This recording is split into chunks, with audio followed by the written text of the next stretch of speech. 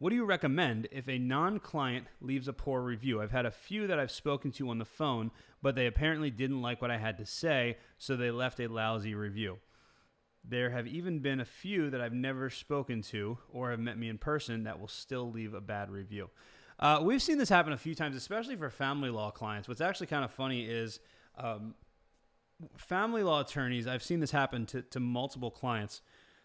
What they'll do is they'll get a really good result for their client, and then their client's spouse will go on and leave a review for the attorney that just beat them, and talk about what a horrible attorney they are. So it's actually kind of it's I don't know what it is, but it's interesting because they're not clients. So what you have to do is you just have to respond in a way that is not going to make you look like an idiot, because like you never want to call somebody an idiot or a liar or anything like that, because you always look bad. So what you always want to do is you want to say something to the tune of, thank you so much for taking the time to leave a review. We value all feedback and take all feedback seriously. Upon further review, we are not able to find any record of you being a client of our law firm or having ever been a client of our law firm. However, comma, comma, like I'm voice texting. However, we still would like to know, what the issue is and what has caused you to be so upset. So please contact me at the office, or you send me an email, or call me at the office, and I'd love to chat with you and see if we can figure out, how to fix the situation amicably.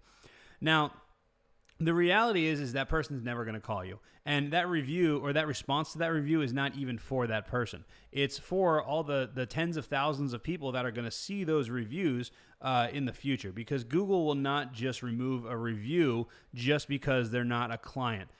We've had that happen many times, and we've tried many times. So you have to respond in a way that doesn't make you look like a jerk. And then the other thing you have to do is you have to make sure, you have to be proactive that you get a lot of reviews that are positive reviews, and you should be doing this all the time.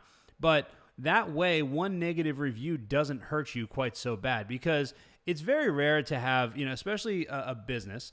I mean, look, businesses are run by people, and people make mistakes. So if you have, 50 reviews and, I don't know, a couple of them are negative, that's not that big of a deal. If you've got 44 5-star reviews, and then you've got a 3-star review, and you've got, 3 1-star reviews, those 1-star reviews are not going to hurt you that much, because the majority of people had a good experience with you, and that's going to be reflected. You're going to have like a 4.4 star rating or whatever, But if you only have 2 reviews and one of them is negative, even if they were never a client, it doesn't matter. That's still going to hurt you.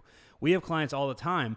We actually have one client in Cerritos, California, and the only time we ever hear from him is when his phone stops ringing. And every single time that his phone stops ringing, I don't even have to look at this point anymore. I just go into his Google profile, and I see that he got some negative reviews and his star rating dropped. So I say, all right, well, like I told you the last 3 times, go get more reviews, go get more positive 5-star reviews, and you'll have a better reputation online, and people will start calling you again.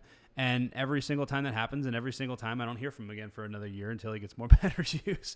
So, it's that's one thing that it makes a big difference. So you really want to protect yourself from having these types of reviews even affect you by proactively going out and getting a lot of reviews.